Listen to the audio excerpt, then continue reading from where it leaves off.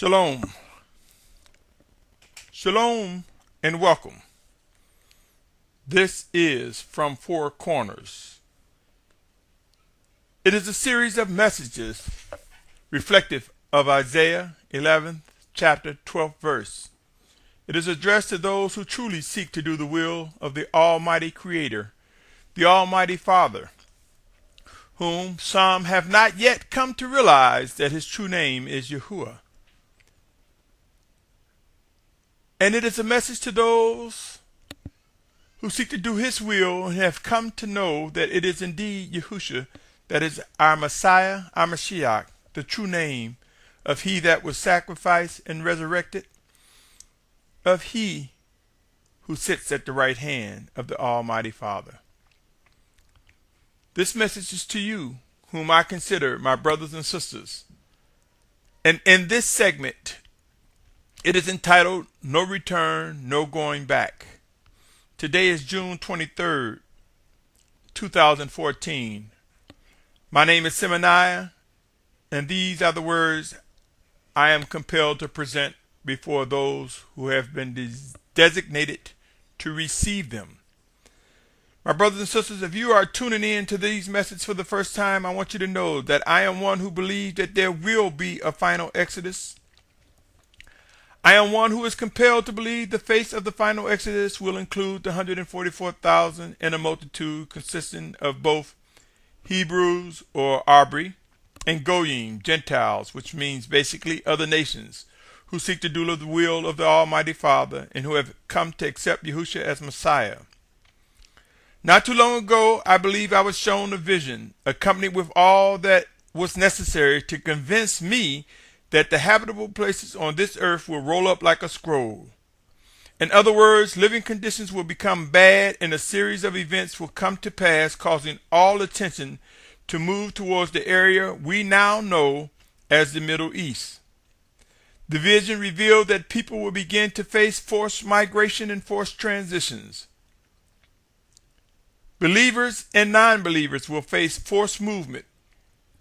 However, the children of obedience to the Almighty Father Yahuah will be guided to an appointed place to await the return of Yahusha Mashyach, our Messiah.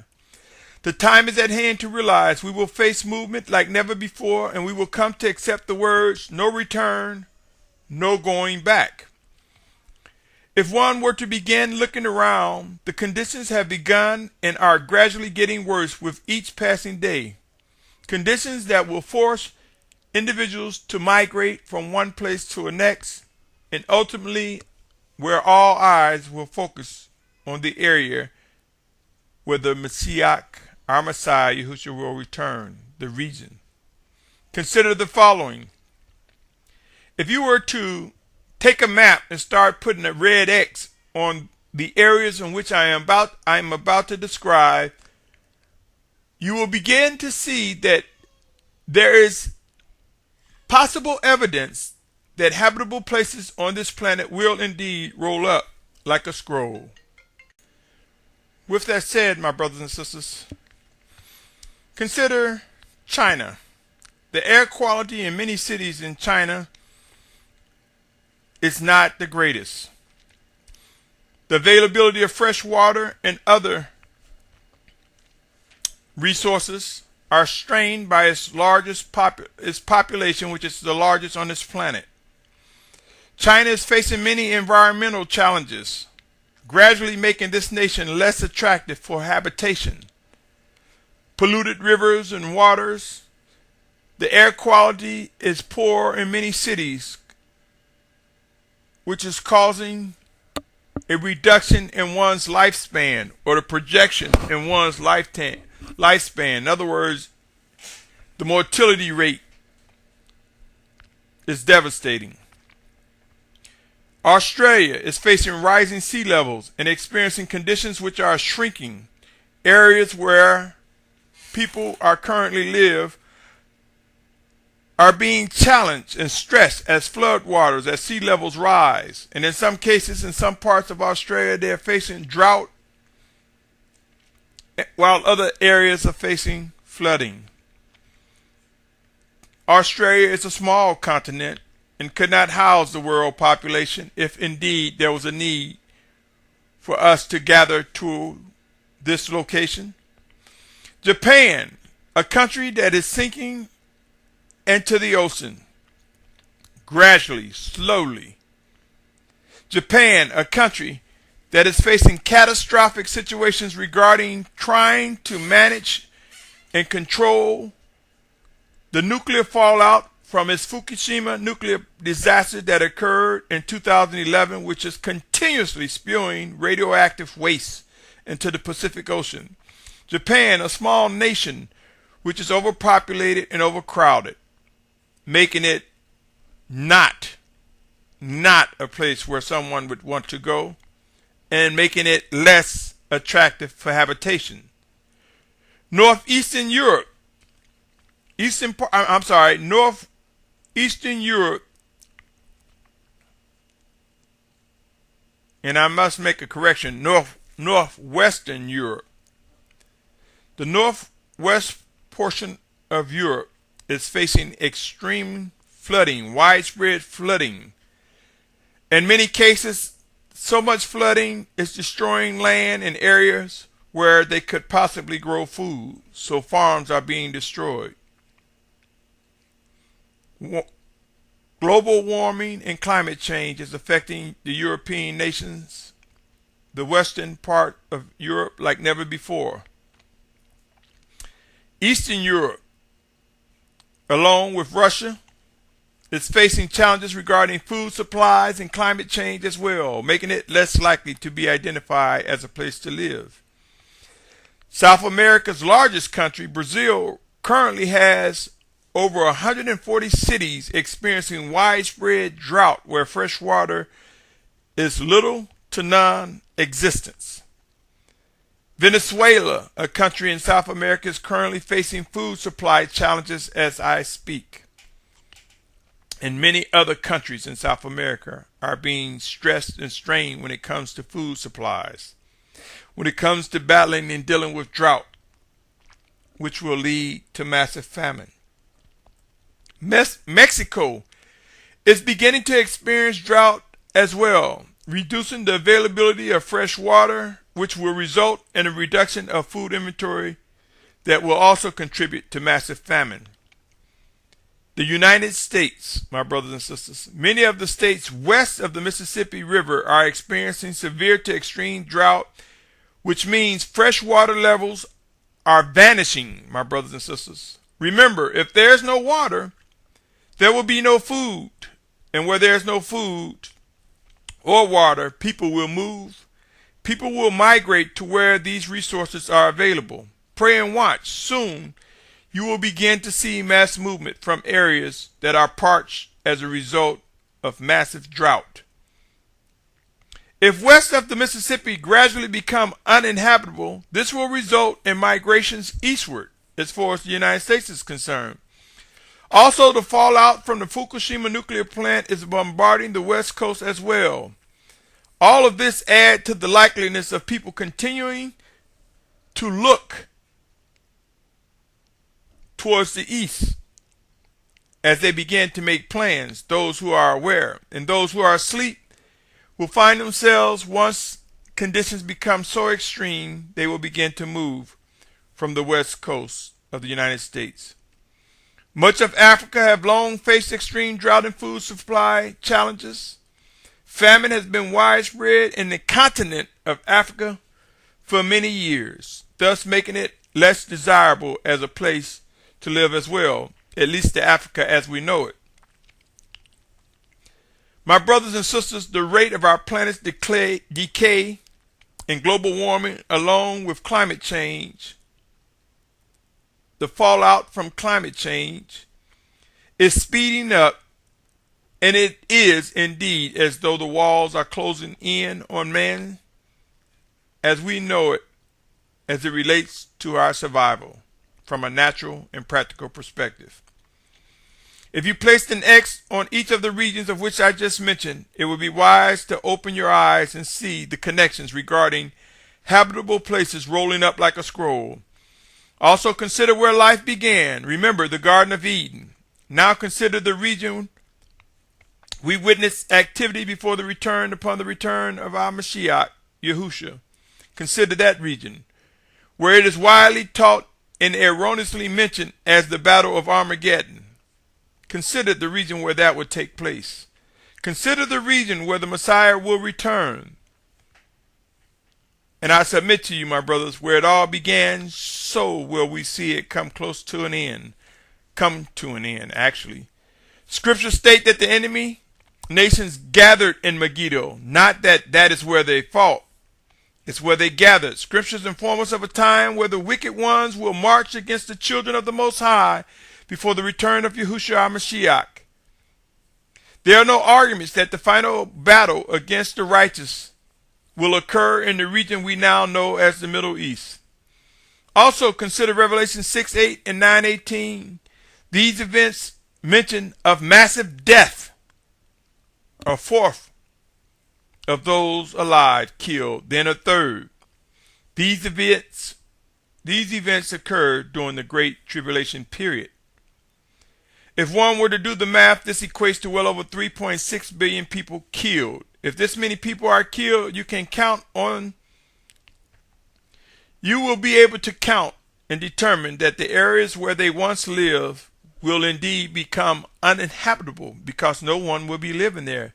They would have been killed, or they would have moved out of the footprint of such destruction. No one wants to hear or talk about these matters, my brothers and sisters. Yes, it is glamorous, quote unquote, to some, or fashionable to talk about all the good and warm and fuzzy things. But when it comes to the reality of end time prophecy fulfillment, we tend to dodge. Some will even label me as a fearmonger. But I submit to you, scriptures tell us to be mindful of the signs of the times.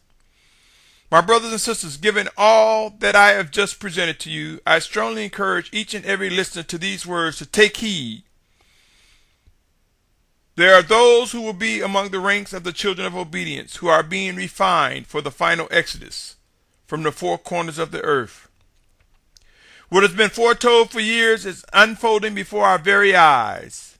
It is time to wake up and identify what is expected of us individually and collectively. The 144,000 in multitude have been sealed, and the majority of those who will be in the ranks are unaware of their assignments.